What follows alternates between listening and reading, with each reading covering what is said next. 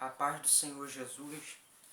Hoje eu queria falar sobre uma questão que muitos têm levantado e usado a Bíblia dessa forma, dizendo que a Bíblia é machista ou Deus é machista.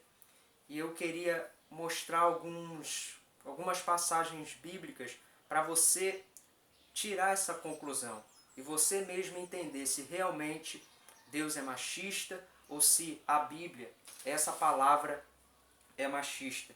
Primeiro eu quero deixar Efésios capítulo 5, versículo 22, que é muito usado para dizer que Deus é machista ou que a Bíblia seja machista, porque diz assim, Efésios 5, 22, vós mulheres, sujeitai-vos ao vosso marido como ao Senhor.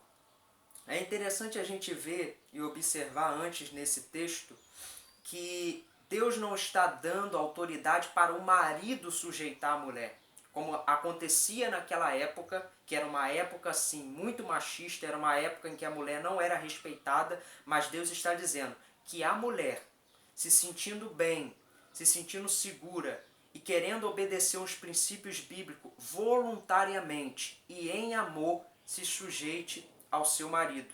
Mas se a gente continuar lendo esse texto de Efésios capítulo 5, a gente vai ver que ao marido é dado também a responsabilidade, a partir do versículo 25, de amar a esposa, assim como Cristo amou a igreja.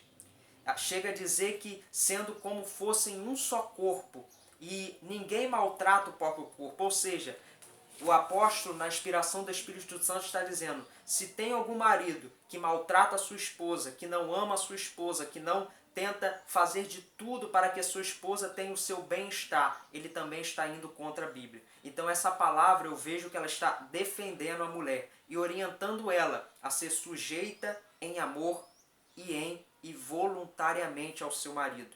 Porque ainda cito o exemplo de Sara, que chamava Abraão de Senhor, e em tudo estava segura. Sara não se sentia insegura por chamar Abraão de Senhor. Pelo contrário, essa sugestão dava uma segurança para ela no casamento, no lar, e ela era abençoada por isso. E se a gente voltar lá para o Antigo Testamento, vamos lembrar do livro de Ruth, do livro de Esté, dois livros bíblicos inspirados pelo Espírito que têm nome de mulheres. Ruth, a Moabita, aquela que cuidou da sua sogra Noemi e foi honrada e entrou também na genealogia de Jesus, sendo parente, se eu não me engano, bisavó ou bisavó do rei Davi. Esté, aquela que era estrangeira, mas que se tornou a rainha Esté, que se casou com o rei Assuero. Duas mulheres que tiveram sua história registrada pelo Espírito Santo através de alguns homens que ali escreveram as Santas Escrituras. Ruth e Esté, dois livros bíblicos que contêm esse nome. E se a gente voltar lá para Josué e lembrar de Raabe, aquela que era meretriz, uma prostituta que naquela época não seria respeitada e que por muitos numa cultura deveria ser morta, mas essa mulher pela fé mudou de vida. E lá em Hebreus capítulo 11 e versículo 30 e 31, na lista de heróis da fé, que inclui Abraão, que inclui Moisés, que inclui Abel, que inclui Enoque, entra o nome de uma mulher que tinha um passado ruim, mas que pela fé acolheu aqueles dois espias e foi abençoada por Deus. Está lá, Hebreus capítulo 11, versículo 30 e 31. O nome de uma mulher que talvez não deveria ser lembrada, mas o Espírito Santo fez questão de inspirar o escritor aos Hebreus e escreveu o nome dela na lista de que muitos chamam de lista dos heróis da fé. E se a gente lembrar de Débora, em Juízes capítulo 4, a Bíblia fala que ela era profetisa e julgava Israel naquela época, ou seja, ela era uma líder em Israel, uma juíza, alguém que o Espírito Santo dotou de capacidade para julgar o povo. Débora, uma mulher, na época do Antigo Testamento, numa cultura extremamente machista, que era uma cultura daquela época, e até hoje na Palestina, em lugares lá da Ásia, é assim machista. Porém, Deus escolheu uma mulher chamada Débora, e ela foi um instrumento de Deus para livrar Israel. Pega Mateus capítulo 1 e você vai ver na genealogia de Jesus nomes de mulheres, como Tamar, como Raabe, como Ruth, citações de mulheres numa genealogia. O Espírito Santo fez questão de inspirar o apóstolo Mateus, o evangelista Mateus, a colocar nomes de mulheres numa genealogia e honrar essas mulheres, escrevendo elas na genealogia do próprio Cristo. E lembrar de Jesus, quando ele para toda uma multidão e honrou aquela mulher, que naquela época era considerada impura por ser uma mulher de fluxo de sangue, uma mulher que tinha uma hemorragia constante, mas ela parou tudo e honrou aquela mulher, a mulher do fluxo de sangue. Ele ainda diz, a tua fé te salvou. Aquela mulher é honrada em frente de toda a multidão. E se a gente parar para lembrar do capítulo 8 de João, quando Jesus ele defende aquela mulher que foi pega em adultério, que deveria ser morta pela cultura da época, uma cultura que não perdoava, que não valorizava a mulher, mas Jesus fez questão de defender aquela mulher diante daqueles homens. E ela foi defendida e ainda liberou uma palavra sobre ela dizendo, vá em paz e não peques mais. Quando Jesus para no capítulo 4 de João e começa a conversar com a mulher samaritana, algo que ela mesma se assustou dizendo, como tu, sendo judeu, conversa comigo que sou mulher samaritana, porque era uma cultura que não respeitava esse ponto, mas Jesus respeitou aquela mulher e ainda revelou a ela dizendo, chegará o dia em que os verdadeiros adoradores adorarão ao Pai em espírito e em verdade. Jesus dialoga com aquela mulher, traz resposta para a vida dela e se revela a ela, provavelmente se tornando ela uma grande missionária em Samaria.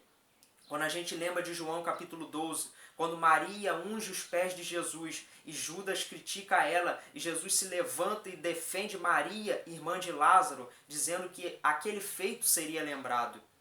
Jesus defendendo novamente uma mulher. Quando as mulheres foram as primeiras a ver Jesus ressurreto, no capítulo 20 de João, a partir do versículo 11, as mulheres tiveram o privilégio de serem as primeiras a ver Jesus após ser ressuscitado. E é interessante, diante da lei Maria da Penha, numa época em que realmente, naquela época, a mulher não era considerada, a mulher era menos que um objeto naquela época. E a gente vai ver em 1 Timóteo capítulo 3, versículo 3, um princípio que Deus estabelece ali para os seus líderes, dizendo, não sendo espancador, ou seja, não seja um homem violento, um homem agressivo com a sua família, com a sua esposa. A Bíblia defendendo as mulheres no meio de uma cultura extremamente machista. Aí fica essa pergunta, Deus é machista? A Bíblia é machista? Será que realmente essa palavra ela excluiu as mulheres da história bíblica? Ou ela honrou a mulher, sendo aquela que geraria o Messias? Mesmo sendo virgem, Maria recebeu a visita do anjo Gabriel, dizendo que ela geraria o Messias. E Maria teve o seu nome citado em Atos dos Apóstolos. Foi honrada ali novamente. Mesmo sendo uma mulher, numa cultura machista, Deus fazia questão de honrar as mulheres e de respeitar elas como criaturas suas, filhas suas. E quantas mulheres, como é registrado na Bíblia, ajudavam o ministério de Jesus com as suas fazendas. Então fica essa questão aí. Eu digo que Deus não é machista.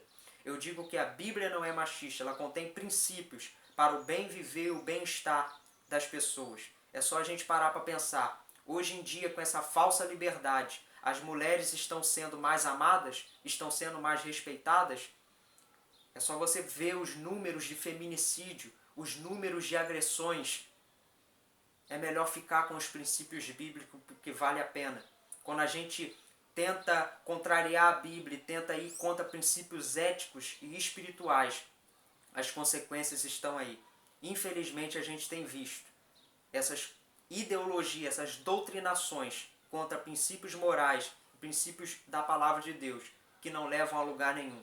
Que Deus venha nos livrar dessas doutrinações feitas em muitos lugares. E como apóstolo, e como o escritor, o salmista disse no Salmo 119, versículo 11, que a palavra de Deus esteja escondida no nosso coração e a gente não seja enganado por falsos mestres, por falsos doutores e pela cultura deste mundo, pois a Bíblia é a palavra de Deus e nela contém princípios para que você prospere no seu casamento, na sua vida financeira, em todas as áreas, porque ela é fiel, essa palavra é viva e eficaz. Que Deus abençoe a sua vida e guarde o nosso coração, no nome de Jesus.